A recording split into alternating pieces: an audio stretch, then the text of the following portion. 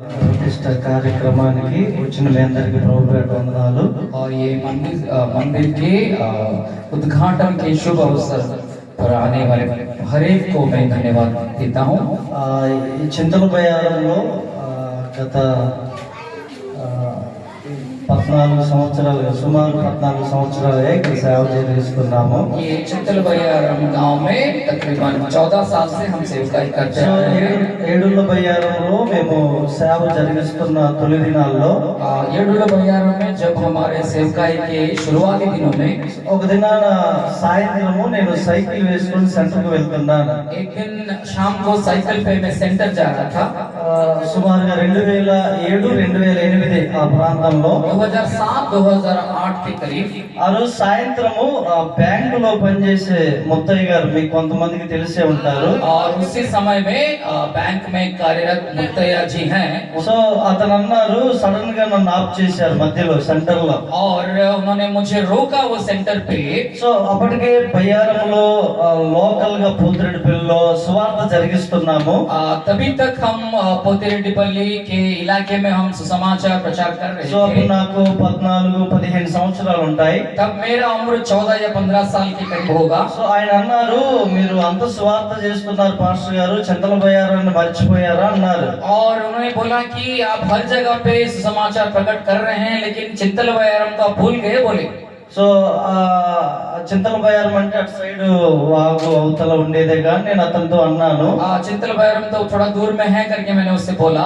So ఆయన అన్నాడు అవునండి వాళ్ళు కూడా ప్రజలేగా వాళ్ళకు కూడా దేవుడు కావాలిగా అన్నాడు అతను। और उन्होंने बोला वो भी तो प्रजा है उनको भी तो परमेश्वर चाहिए करके उन्होंने बोला। సో ఆ మాట అనగానే నాకెందుకో ఈ వ్యక్తి ద్వారా దేవుడే నాతో మాట్లాడానని నేను ఆలోచించాను। और वो बात जब उन्होंने बोला तो मुझे लगा कि परमेश्वर इसी व्यक्ति के अंदर से मुझसे बात कर रहे हैं करके मैंने सोचा। సో అప్పుడు నాతో పాటు సువార్తలో 4-5 వ్యక్తులు తిరిగేవారు। तब मेरे साथ सुसमाचार प्रचार में मेरे साथ और 4-5 लोग आते थे।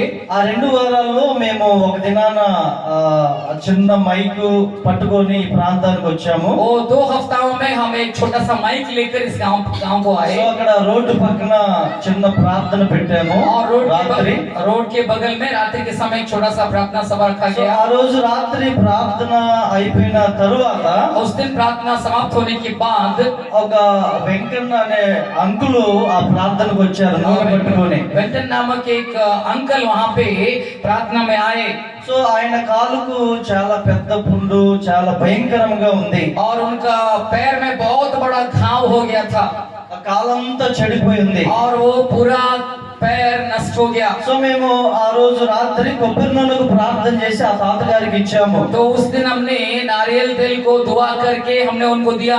మరలా వారము మరలా అలాగే ప్రార్థనకు వచ్చాము। और अगले हफ्ता हम वैसे ही प्रार्थना के लिए आए। సో అదే ప్రదేశంలో రోడ్డు మీద పక్కన మీటింగ్ పెట్టాము। और उसी समय उसी इलाके में रोड के बगल में हमने एक सभा आयोजन किया।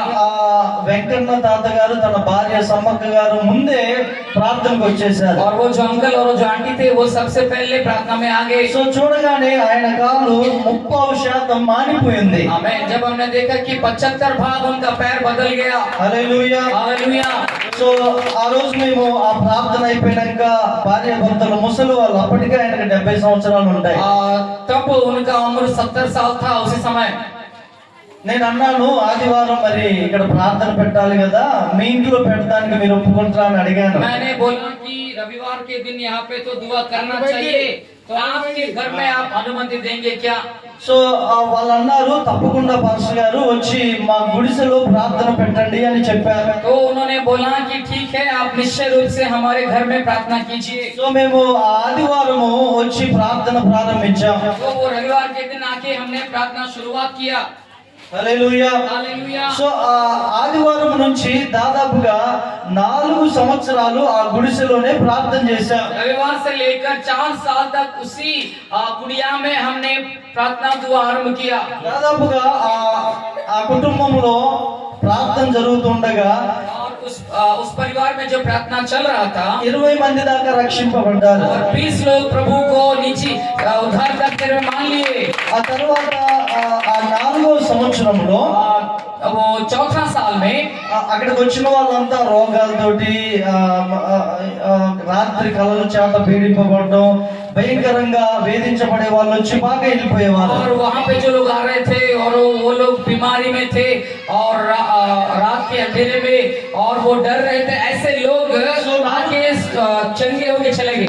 4వ సంవత్సరంలో चौथा साल में ఆ ఇంటి అమ్మే మమ్మల్ని మరొక ఇంటికి తీసుకెళ్లారు ప్రార్థన చేయడానికి. वो जो घर की मालकिन थी वो और एक दूसरा में जगह में हमें दुआ करने के लिए लेके चले गए. సో అక్కడికి మేము వెళ్ళేసరికి వరలక్ష్మి గారని తాను దెయ్యము పట్టి నెల రోజుల నుంచి నీళ్ళు తాగట్లా, అన్నం తినట్లేదు. और वहां पर जब गए तो वरलक्ष्मी नामक एक बहन थी और वो भूतग्रस्त हुई थी और वो 1 महीने से पानी भी नहीं पी रही थी. సో ఆమెకి 3 ఆడపిల్లలు ఉన్నారు. వాళ్ళని చూడగానే చాలా బాధ అనిపించింది. और उनके 3 लड़की थे और देखने के बाद बहुत दुख लगा. సో మేము అక్కడ తన కోసం ప్రార్థన చేసాం. ఆ తల్లి కూడా విడుదల పొందారు. और हमने उनके लिए दुआ की और उन्होंने वहां पे चंगाई पा लिया. సో దానికంటే ముందు తన భర్త సమయల్ గారు ఇక్కడే ఉన్నారు, తన బాప్తిసం తీసుకున్నారు. और उससे पहले यहाँ पे उनके जो स्वामी है यहाँ पर है समूह, उन्होंने बपतिस्मा लिया. సో వాళ్ళు ఆ దెయ్యం పోవడానికి హైదరాబాద్ నుంచో ఎక్కడి నుంచో ఒక మాంత్రికుడిని 20,000 ఇచ్చి పిలిపించారు. और वो भूत को भगाने के लिए वो मांत्रिक को 20 रुपए देकर उनको हैदराबाद से कि कहीं से लेकर आए. వాళ్ళ దగ్గర డబ్బులు లేకపోయినా 20,000. సో వాళ్ళ దగ్గర డబ్బులు లేకపోయినా అక్కడ కొన్ని చందాలు వేసి మరి పిలిపించి और उनके पास पैसा नहीं था लेकिन उन्होंने जुगाड़ करके वो पैसा जुगाड़ करके उनको लाए. సో అది ఎక్కువైంది కానీ ఆ దెయ్యం ఆమెను విడిచిపెట్టుకోలేదు. ज्यादा हो गया लेकिन वो ठीक नहीं हो पाई. అయితే మేము వెళ్ళి ప్రార్థన చేశాం. हम जाकर वहां पे दुआ किए. మన మందిరంలో పోతాడు రావిగూడెంలో ఉన్న మందిరంలో వెళ్ళి ఆమెకు మందిరంలో పడుకోబెట్టి ప్రార్థన చేశాం. रागीगुड़म में जो मंदिर है वहां पे जाकर उनको सुला के हमने दुआ किया. అప్పటికి 7 దినాలు దాటిపోయింది. तभी तक 7 दिन बीत चुके थे. ఆ నెలలో బల్లారాధన జరుగుతుంది. और उसी महीने में ये प्रभु भोज था, मेज का आराधना था. అప్పటికి మేము బలవంతంగా నీళ్లు పోసినా తాగట్లేదు. और हम जोर जबरदस्ती उनको पानी पिलाए लेकिन वो पी नहीं रही है. అన్నం పెట్టినా తినట్లేదు. और खाना देने से खा नहीं रही है. సరే ఒక ఆదివారం బల్లారాధన రోజున और एक मेज के जो दिन में एक दिन रविवार ఒక తమ్ముడు తనకు కొత్తగా మ్యారేజ్ అయ్యి సంఘంలో భోజనాలు పెట్టిస్తున్నాడు. और वो भाई जिनका नया शादी हुआ वो और उस मंदिर में सबके लिए खाना दे रहे हैं. సో ఆమె కూడా వాళ్ళ కూతురు వాళ్ళ అత్తగారితో పాటు లైన్ గా కూర్చున్నారు మందిరంలో. वो अपने बेटी के साथ और उनके सासू के साथ बैठे थे लाइन में. సో మా పిల్లలు తెలియక ఆమె కూడా ఇస్తారా కేసి ఆమెకు అన్నం పెట్టి ఆమె కూడా చికెన్ వేశారు. और हमारे बच्चे न जानते हुए उनको भी वहाँ पे पत्ता दिया और उनको खाना परोसा उधर. నేను బయట చర్చి ముందు మాట్లాడుతూ నేను అది గమనిస్తున్నా లోపల ఆమె చేసేది. मैं चर्च के बाहर था लेकिन मैं देख रहा था वो क्या चल रहा है वहाँ पे. నెల రోజుల తర్వాత ఏమైందో తెలియదు. 1 महीने के बाद क्या हुआ पता नहीं. ఆ ఏ రోజు మేము బలవంతంగా పెట్టడానికి ప్రయత్నం చేశాం. हम जिसे बहुत दिन से हम जबरदस्ती उनको खिलाने के लिए बहुत प्रयत्न किए. ఆ రోజు ఆమెకై ఆమె అన్నం కలుపుకొని తినడం ప్రారంభించింది. और उसी दिन उन्होंने अपने आप खाना शुरू किया. హల్లెలూయా. हालेलुया. ఆమె చాలా స్వస్థత పొందుకుంది. और बहुत चंगाई उन्होंने पाया. సో ఈ చింతల బయారంలో అందరికీ తెలుసు ఆమె గురించి. और उनके बारे में चिंतन बारे में सभी को मालूम है.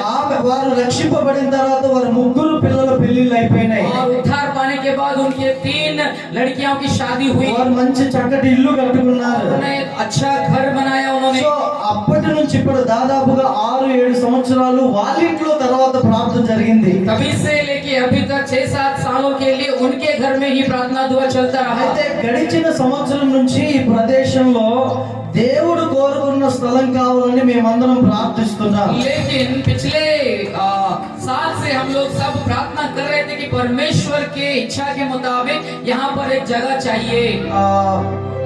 ఇక్కడ ఆ మూల మీద ఒక స్థలం ఉంది. और इस कोने में एक जगह है.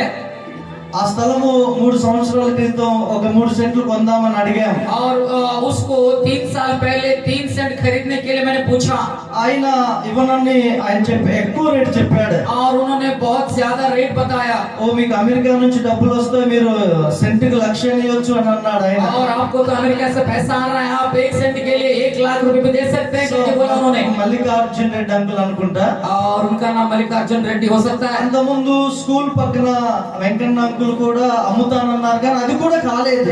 उससे स्कूल के सामने एक जमीन था वेंकना रेड्डी का, वो उनको भी पूछे लेकिन वो भी नहीं बना. సో మన ఈ వరలక్ష్మి అమ్మ వాళ్ళు కూడా మా భార్య బాగుపడ్డది కాబట్టి ఇంటి ముందు ఒక సెంట్ ఉంటుంది, అందులో మందిరం కట్టుకోమన్నారు. वरलक्ष्मी जो थे जो चंगाई पाली उनके घर के सामने कुछ जगह है, आप वहाँ पे चर्च बनाओ करके बोले. అది కూడా దేవుడు ఇష్టపడలేదు.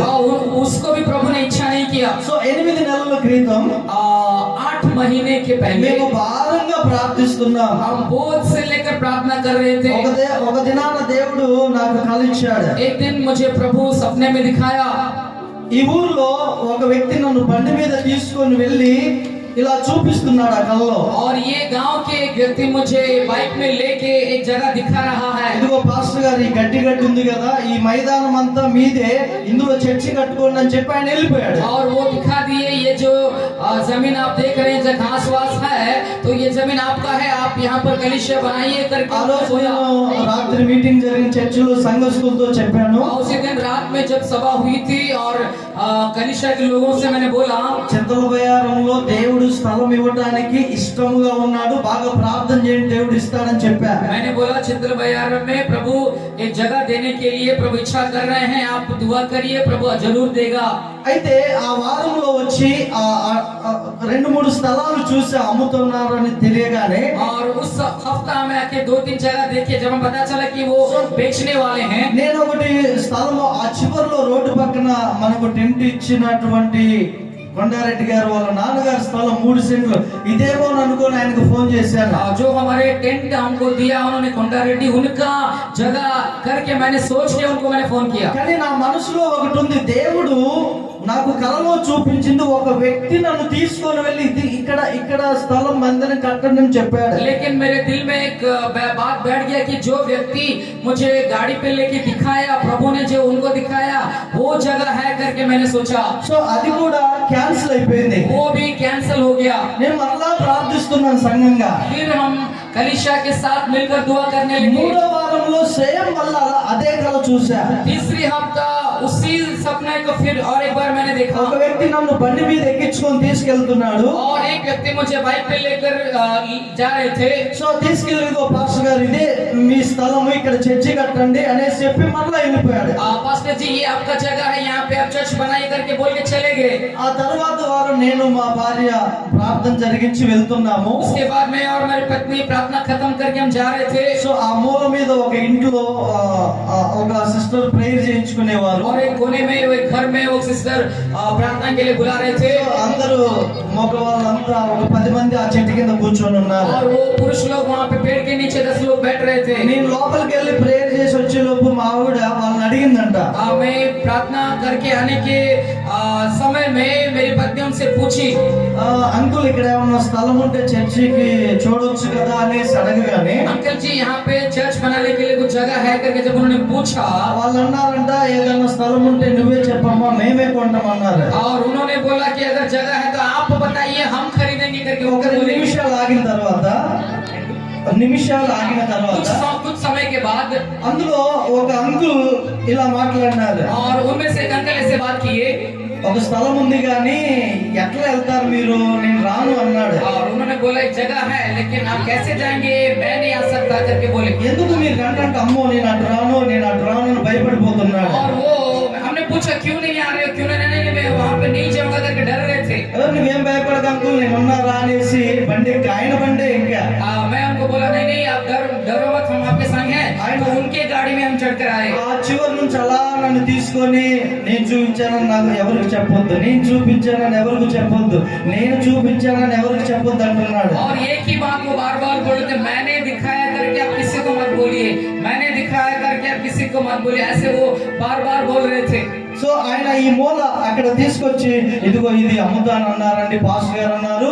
ఒక్క నిమిషం కూడా లేకుండా మళ్ళీ బండి స్టార్ట్ చేసుకుని వెళ్ళిపోయారు. और उन्होंने आके जगह दिखा दिया और 1 मिनट में वो छोड़कर चले गए मुझे। కారణం ఏంటంటే कारण क्या है? అసలు ఇక్కడ ఇంత మందిరం కట్టబడడానికి और यहाँ पे ये मंदिर बनाने के लिए ఫస్ట్ మన పక్కన ఉన్నటువంటి నాని బాబు అనే వ్యక్తే కారణం. सबसे पहले वो जो नानी बाबू है वो ही कारण है। సరే మనం అయితే మేము చెప్పి వెళ్ళిపోయాము, చూసి వెళ్ళిపోయాము. हम देखकर चले गए।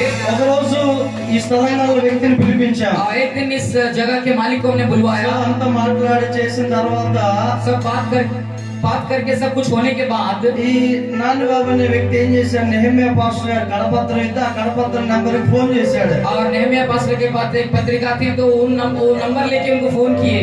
ఎవడా ఇక్కడ చర్చ కట్టేది, कौन यहाँ पे चर्च बना रहा है, कौन है ये? ఈ స్థలానికి ఎట్లా వద్దరో నేను చూస్తాను ఫోన్ లో ఫుల్ తిట్టేశాడు. और वो फोन में गाली दी, आप यहाँ पे कैसे आओगे, हम देखेंगे। నువ్వు అక్కడ స్థలము వద్దు, చర్చి వద్దు, మెయిన్ రోడ్కి వెళ్ళని ఫోన్ చేశాడు అన్నమాట. और तुरंत उन्होंने फोन किया, वो जगह नहीं चाहिए, आप इधर कुछ मत करो, मेन रोड पे चले जाओ करके फोन किया। నేను ఆల్రెడీ 10,000 అడ్వాన్స్ కట్టాను, मैं 10,000 पहले से एडवांस दे दिया ఇంకా 2,30,000 కావాలి. और 2,35,000 की जरूरत थी। ఎక్కడి నుంచి తేవాలి? और कहाँ से लाना है? సో దేవుడే ఆధారం కాబట్టి, प्रभु ही आधार है, ఆయన పని కాబట్టి उनका काम है। ఫుల్ ఫాస్టింగ్ 7 దినాలు ఉన్నాను. और संपूर्ण रीति से 7 दिन उपवास रहने लगे। 7వ దినం ఉపవాస ప్రార్థన ముగించే వరకు 1,80,000 దేవుడు ఇచ్చాడు. और 7 दिन उपवास खत्म करने के समय में 1,80,000 प्रभु ने दिया। హల్లెలూయా. हालेलुया। 7వ దినం ఉపవాసం ముగించుకొని 8వ దినం చిన్నగా బండేసుకొని వచ్చా ఇక్కడికి. 7वां दिन उपवास खत्म करके 8वां दिन हम धीरे से गाड़ी लेकर आए। అప్పుడు ఈ రోడ్డు పోయలేదు. और यहाँ तब ये रास्ता नहीं था। ఇక్కడికి వచ్చి చెట్టు కింద హార్న్ కొట్టా. और यहाँ पे आके पेड़ के पास आके हॉर्न बजाया। ఆ బ్రదర్ లోపల నుంచి బయటకు వచ్చాడు. और वो भाई अंदर से बाहर निकले। వస్తున్నాడు, ఇట్లా చూస్తున్నాడు, ఇట్లా ऐसे धीरे వస్తున్నాడు. आ रहे थे, భయపడిపోతున్నాడు. वो डर रहे थे। పాస్టర్ గారు ఫోన్ చేసి వద్దన్నారంటే మాకు స్థలం వద్దులే నేను వెళ్తున్నా అన్న. पास्टर जी वो ऐसा बोले कि मुझे जगह नहीं चाहिए, मैं जा रहा हूँ करके बोले। లేదు పాస్టర్ గారు, నేనేదో అప్పుడు అన్నా కానీ మీరు వచ్చి వెళ్ళిన కాడ నుంచి నేను తాగడం బంద్ చేసి అన్నాడు. वो बोले कि नहीं, आप जब आके यहाँ से चले गए, मैं पीना बंद कर दिया। ఏ వ్యక్తి అయితే వద్దన్నాడో, जो व्यक्ति मना कर रहे थे, ఇక్కడ పని ప్రారంభించినది మొదలుకొని ముగింపు వరకు ఆయన పని ఎక్కువగా ఉంది ఇక్కడ. और ये शुरुआत से लेके इसको खत्म करने तक उनका काम यहाँ ज्यादा था। రోజు కింది కూడా ఆయన పెట్టేవాడు. और सभी दिन पानी वही डाल रहे थे। ఎందుకు నేను ఈ మాట చెప్తున్నానంటే, क्यों मैं ये बात बता रहा हूँ आपको? మా దగ్గర డబ్బులుండి ఈ స్థలం కొనలేదు, हमारे पास पैसा था करके हमने ये जमीन नहीं खरीदा। లేకపోతే ఇంకేదో ఇక్కడేదో సృష్టించాలని ఈ స్థలం మేము और కొనలేదు. यहाँ पे कुछ बनवाने के लिए ऐसे हमने नहीं खरीदा। దేవుడు ఈ స్థలాన్ని కోరుకొని ఆయన నడిపించాడు. हमें प्रभु ये जगह को चुन के उन्होंने ही यहाँ पे हमें अगुवाई किया। హల్లెలూయా. हालेलुया। సో ఇది దేవుడు కోరుకున్న స్థలము కాబట్టి ये प्रभु का चुना हुआ जगह है करके ఖచ్చితంగా ఆయన ప్రజల్ని ఆయన మార్చుకుంటాడు. निश्चित रूप से उनके लोगों को वो ही बदलेगा। సో మీకు జ్ఞాపకం వచ్చినప్పుడల్లా ఈ చింతల బయారం పరిచయం కొరకు ప్రార్థన చేయండి. जब भी आपके दिल में चिंतन बयान आएगा तो यहाँ के सेवकाई के लिए आप जरूर दुआ करिए। సో ప్రభు ఈ సాక్ష్యం దీవించును గాక. छोटी सी गवाही को आशीष करे।